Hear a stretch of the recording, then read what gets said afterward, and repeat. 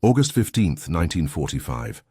The scorching Pacific sun beat down on the emaciated forms of men who no longer resembled soldiers. Their skin, stretched taut across protruding bones, had forgotten the touch of clean water. Some lay motionless in the dirt of the prison compound, too weak to swat away the flies that gathered at their cracked lips. Others squatted on skeletal haunches, hollow eyes fixed on the horizon, where American planes had been appearing with increasing frequency. At the Omori prison camp near Yokohama, Japan, Staff Sergeant Ryosuke Ainsworth clutched a small tin cup in trembling hands. The vessel had been empty for days. His parched throat had long since stopped producing saliva, and his cracked lips bled when he attempted to speak.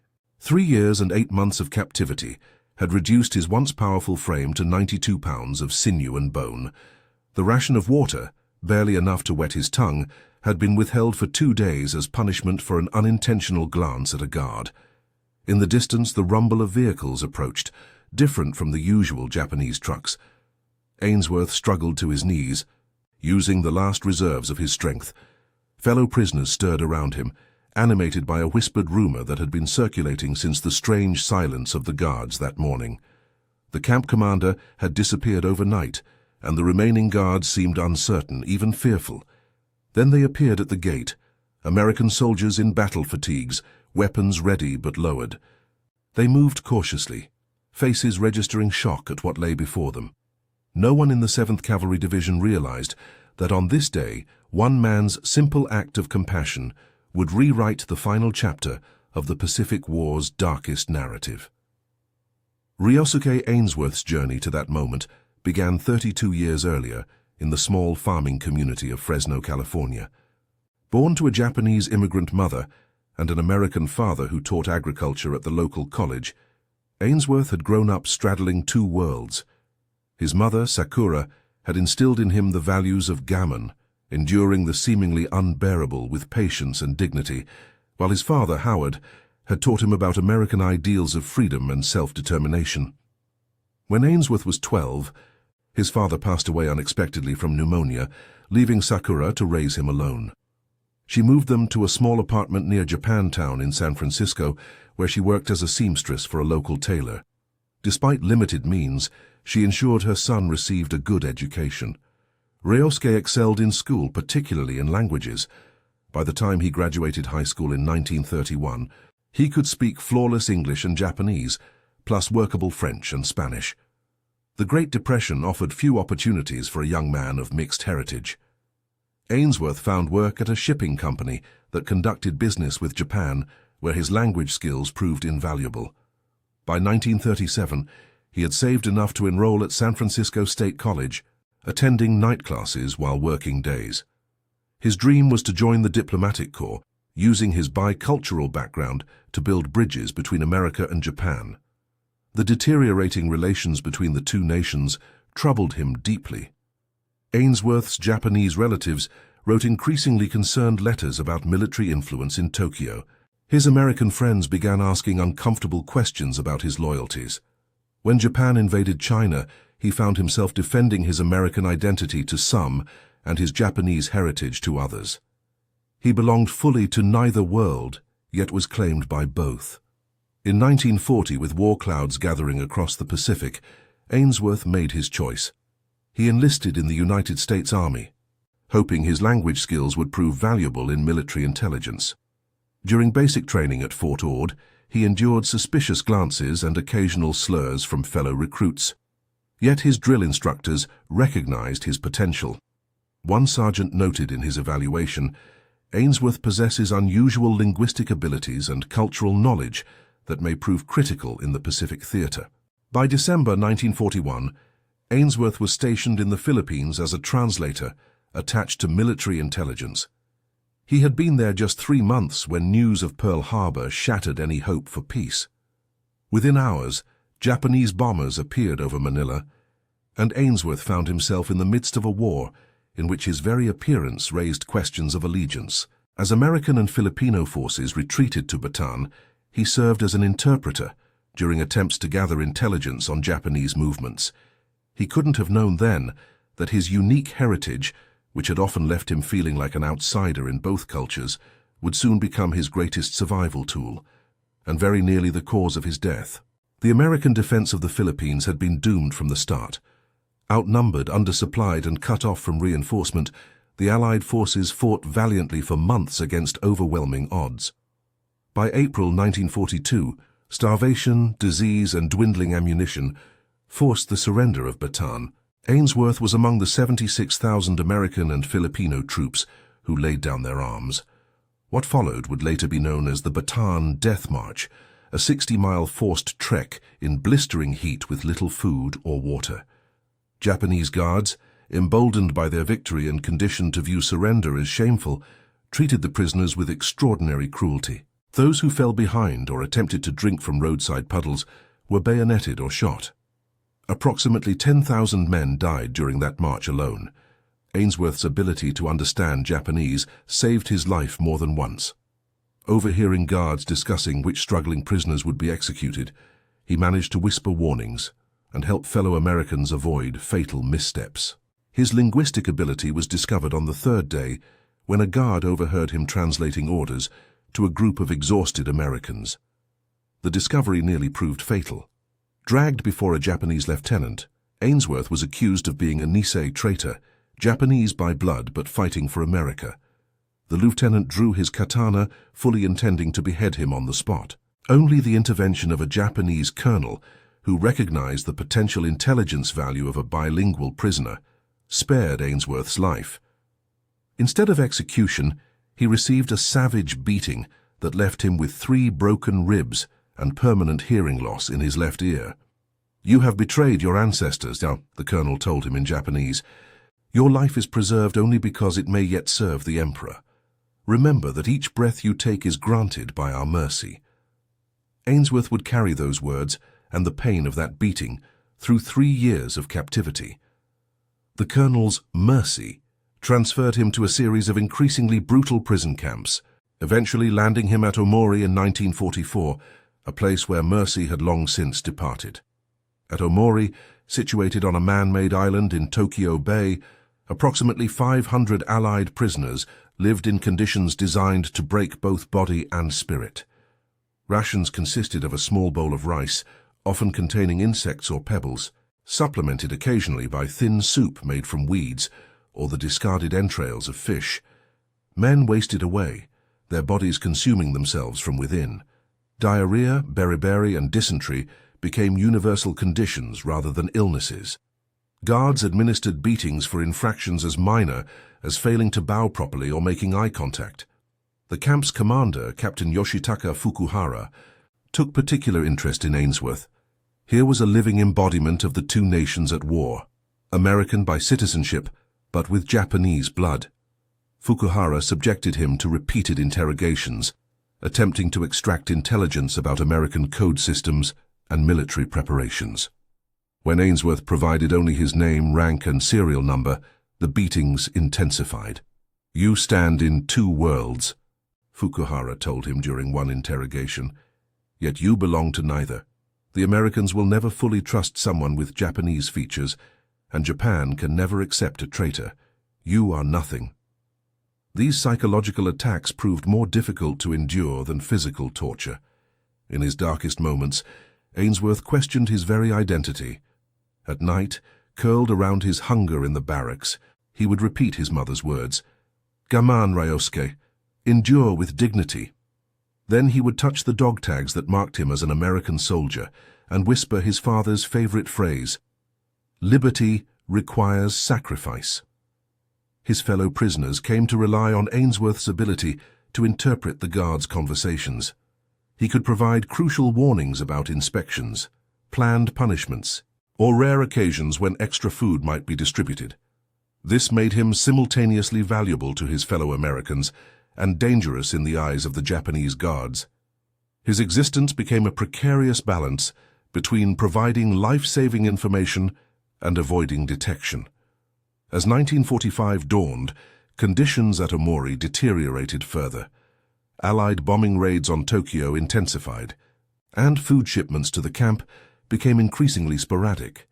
Prisoners were reduced to eating grass, insects, and on one desperate occasion, a camp rat caught in the barracks. The average weight of the men dropped below 100 pounds. Death became a daily occurrence, with bodies stacked like cordwood outside the guardhouse each morning.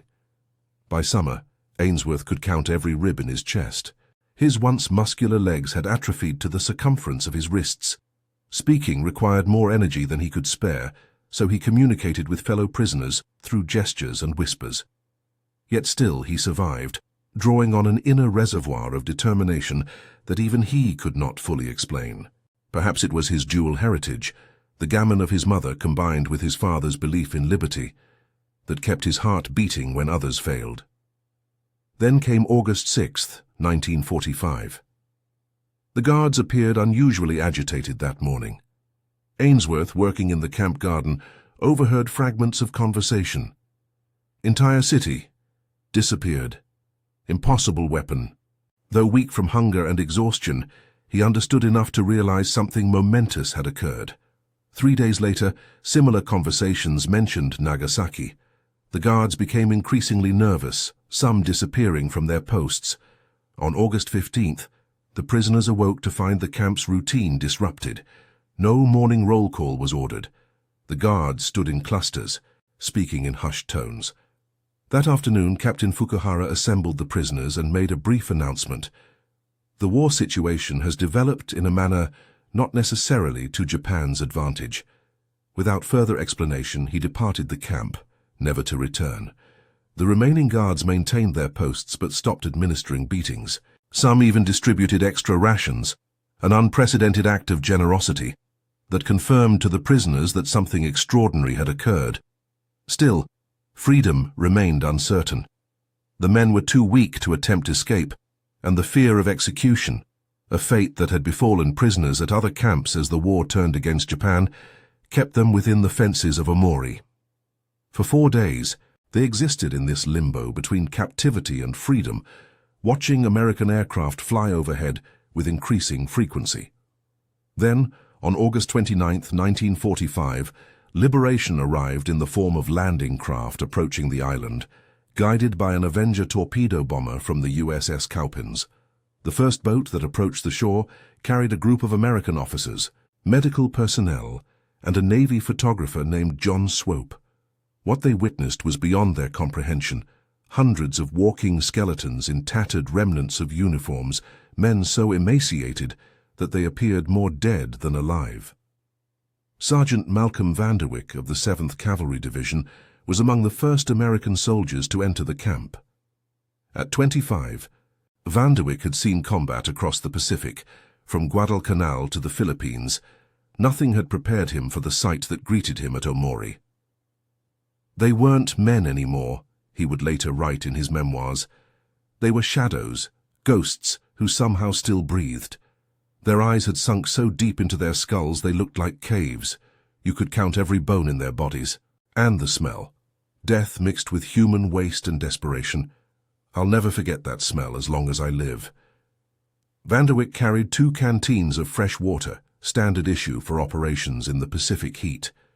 As he moved through the compound, he encountered Ainsworth, who had used the last of his strength to crawl toward the gate. The sergeant knelt beside the skeletal figure, unsure if the man was American or Japanese, due to his mixed features and the extreme emaciation that had erased many distinguishing characteristics. "Water," Ainsworth whispered, his voice barely audible. "Please."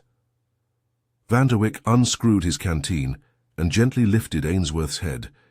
The simple act of swallowing required more strength than the prisoner possessed. Water spilled down his chin, but a few precious drops reached his parched throat. The effect was immediate and profound. Tears began streaming down Ainsworth's hollow cheeks. What happened next was witnessed by photographer John Swope, who captured the moment on film, an image that would later appear in Life magazine and come to symbolize the liberation of Pacific POWs.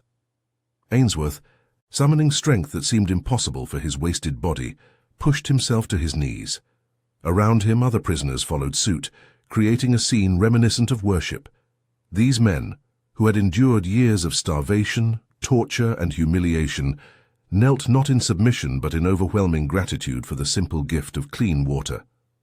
Vanderwyck, moved by the sight, began distributing his water to the other prisoners, each of whom received just a few precious sips. When his canteens were empty, he radioed for more supplies. Within hours, medical teams were treating the most severe cases of malnutrition and disease. "I've never felt so helpless," Van der Wyck later recounted. "These men needed everything: food, medicine, clothing. But what they wanted first, what they begged for with voices that could barely whisper, was water. Not food, not medicine. Water." It showed how deep their suffering had gone, that the simplest necessity had become their greatest desire. For Ainsworth, the arrival of American forces represented more than physical liberation. As a man of dual heritage, he had endured not only the universal brutalities of the camp, but also the psychological torture of being treated as a traitor to both sides of his identity. The simple act of an American soldier offering him water without hesitation or judgment restored something he had lost beyond physical strength: a sense of belonging. The medical officer who examined Ainsworth recorded his weight at 92 pounds, less than half his pre-war weight. His body bore the evidence of repeated beatings, malnutrition, and disease. The report noted, "Patient exhibits extreme emaciation, multiple healed fractures, vitamin deficiencies consistent with long-term starvation, and psychological trauma. Prognosis uncertain." Yet Ainsworth, like many of the liberated prisoners, possessed a resilience that defied medical expectation. When offered a stretcher, he refused, insisting on walking to the landing craft under his own power. It took him 15 minutes to cover 100 yards, but he remained upright, supported by Van der Wyck's steady arm. As the liberation of Omori continued, American forces discovered records indicating the camp had been scheduled for special disposition had the war continued, a euphemism for the execution of all prisoners. Documents recovered from the camp commander's office revealed that Ainsworth had been specifically designated for interrogation and elimination due to his Japanese ancestry. Liberation had come just days before a planned massacre of the prisoners. The medical team aboard the USS Benevolence, a hospital ship anchored in Tokyo Bay, worked around the clock to stabilize the former prisoners. Many required multiple blood transfusions. Their digestive systems, compromised by years of starvation, could handle only the simplest nutrients in small quantities. Giving them normal meals would have killed them, as their bodies had lost the ability to process regular food. Dr. Eleanor Riggs, one of the ship's physicians, recorded in her journal, "These men have survived conditions that defy medical understanding. Their bodies have adapted to prolonged starvation in ways we haven't previously documented. We must reintroduce nutrition with extreme caution. Their survival now depends as much on our restraint as our care." Ainsworth spent 26 days in the ship's medical ward. During his recovery, he served as an interpreter between medical staff and several Japanese camp guards who had been captured during the liberation. This final act of translation was perhaps his most difficult. The guards, now prisoners themselves, expressed fear of torture and execution, the very fate they had inflicted or threatened upon their former captives. When asked by an American officer why he would help translate for men who had brutalized him, Ainsworth offered a response that revealed the depth of his character. "I'm translating because they're afraid. I understand fear. But I'm an American soldier, and we don't repay cruelty with cruelty. That's the difference they never understood." On September 25, 1945, Ainsworth and other ambulatory former prisoners were transferred to the USS Consolation for transport back to the United States. As the ship departed Tokyo Bay, many of the men gathered on deck to watch Japan's coastline recede into the distance. Some spat into the water, others wept silently. A few stood at rigid attention, offering a final defiant salute to the land that had held them captive. Ainsworth simply watched in silence. When a fellow former prisoner asked what he was thinking, he replied, "I'm thinking about water, how something so simple can mean everything when you don't have it." The journey home took 18 days. During this time, the men began the process of rehabilitation, not just physical but psychological and emotional as well. Many suffered from nightmares, flashbacks, and anxiety attacks. Some could not sleep on mattresses after years on bare floors. Others hoarded food in their pockets, unable to trust that the next meal would come. Aboard ship, the former prisoners received their first news of how the war had ended, of atomic bombs and unconditional surrender. They learned about the internment of Japanese Americans and the firebombing of Tokyo. For Ainsworth, these revelations carried particular weight. His mother had been relocated to an internment camp in California, her loyalty questioned despite having an American son fighting in the war. The very nation he had nearly died serving had imprisoned his mother because of her birthplace. The USS Consolation docked in San Francisco on October 13, 1945.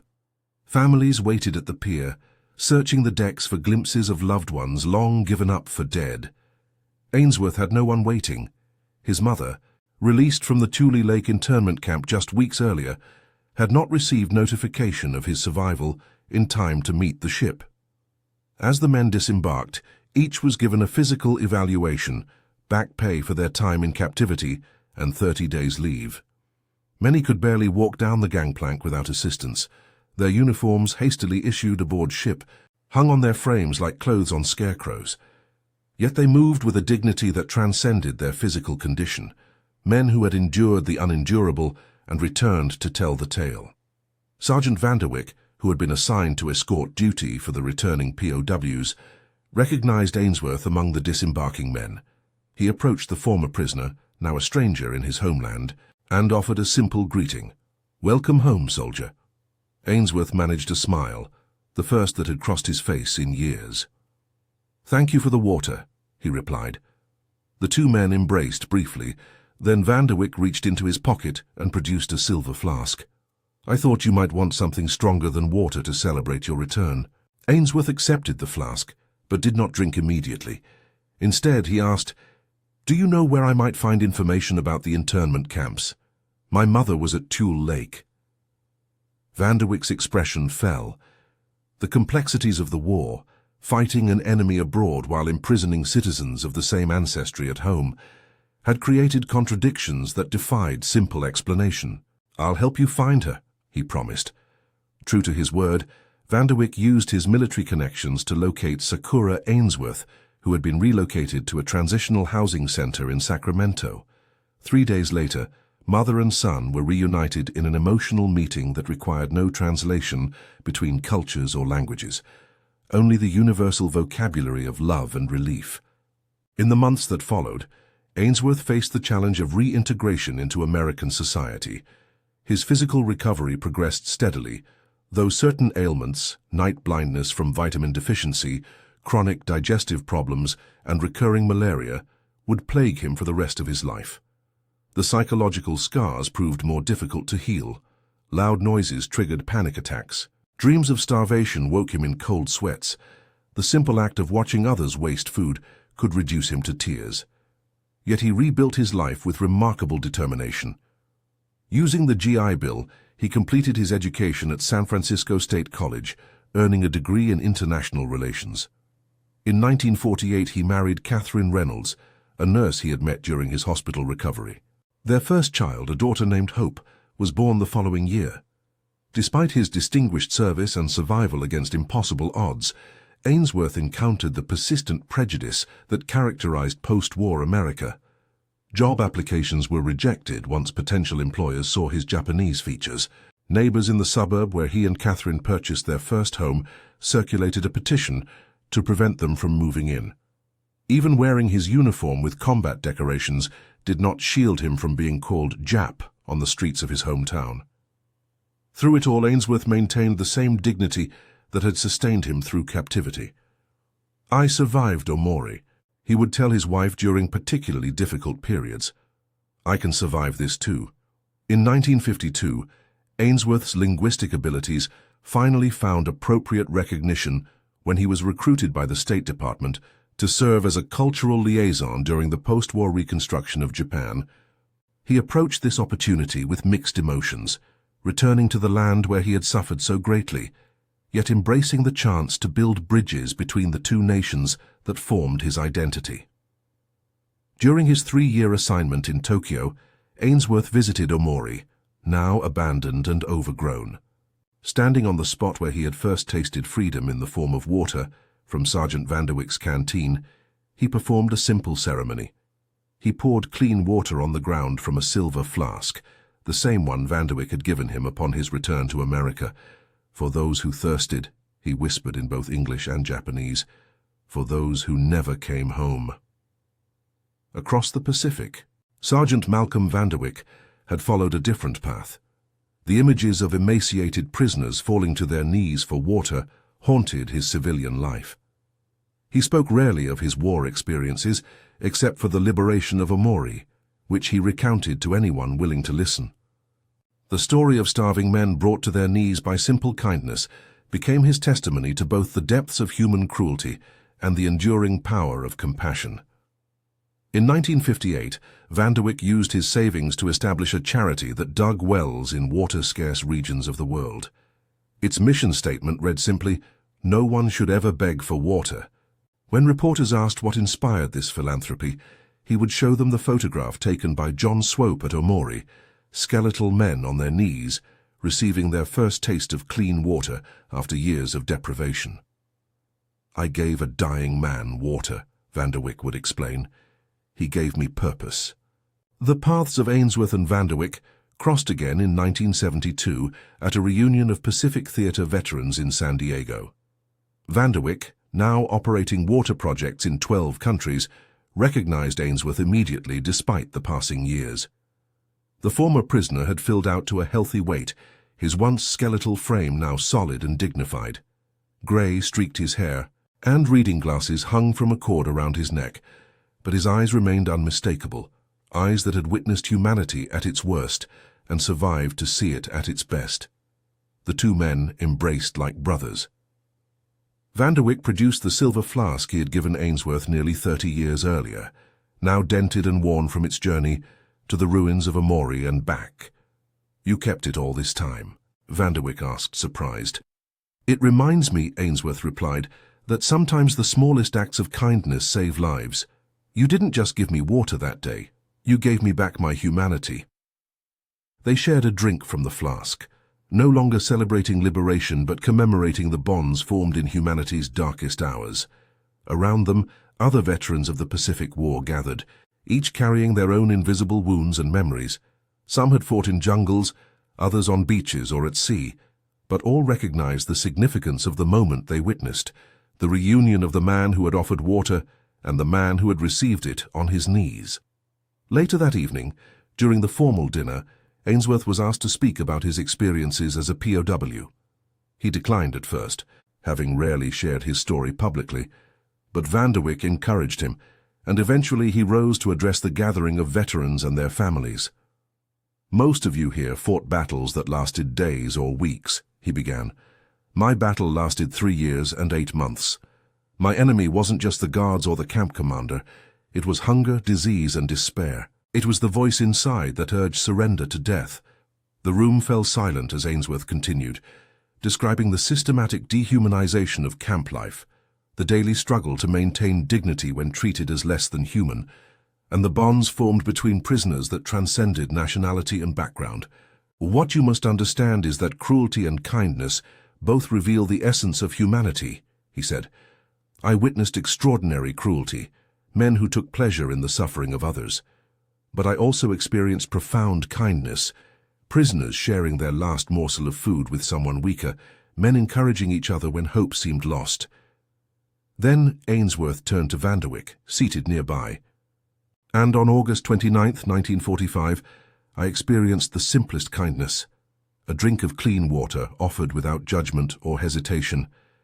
I fell to my knees, not from weakness, but from gratitude. In that moment, I understood that while hatred and cruelty can destroy the body, they cannot defeat the human spirit unless we allow them to." The audience rose in a standing ovation that continued for several minutes. Many wept openly, moved by the quiet dignity of a man who had endured unimaginable suffering, yet emerged with his humanity intact. In the years that followed, Ainsworth and Vanderwyck maintained their friendship, meeting annually to share a drink from the silver flask that had become their personal communion vessel. When Vanderwyck died in 1986, he bequeathed his water charity to Ainsworth, who continued its work for another decade before his own health began to fail. By the time Rioske Ainsworth passed away in 1997, the wells dug by their joint charity provided clean water to over 2 million people in 26 countries. Each well bore a simple plaque with words in multiple languages, that no one shall ever again fall to their knees for water. The silver flask was donated to the National World War II Museum in New Orleans, where it resides today, alongside the famous photograph taken by John Swope. Together, they tell a story not just of war and suffering, but of the enduring power of human kindness in the face of extraordinary cruelty. In 2015, 70 years after the liberation of Omori, Ainsworth's daughter Hope established a scholarship fund for students of mixed Japanese and American heritage, pursuing careers in humanitarian work. The fund's name, Waterknees, might seem strange to those unfamiliar with its origin, but for those who know the story, it perfectly encapsulates a truth that transcends the horrors of war. Sometimes the simplest act of compassion can restore not just life but dignity. Today, as veterans of World War II pass into history, the lesson of Omori remains relevant. When prisoners fell to their knees for water, they demonstrated not weakness, but the universal human need for compassion. And when American soldiers offered that water without hesitation, they demonstrated the best of humanity in the aftermath of its worst. The story of Rioske Ainsworth and Malcolm Vanderwyck reminds us that in our most desperate moments, the difference between despair and hope may be as simple as a canteen of clean water offered by a stranger who sees not an enemy, but a fellow human being in need. Would you have recognized the humanity in an enemy brought to his knees? Or would you have seen only the reflection of past cruelties? The answer to that question defines not just how we remember the past, but how we build our future. Share this story so others remember what courage and compassion truly mean, even in our darkest hours.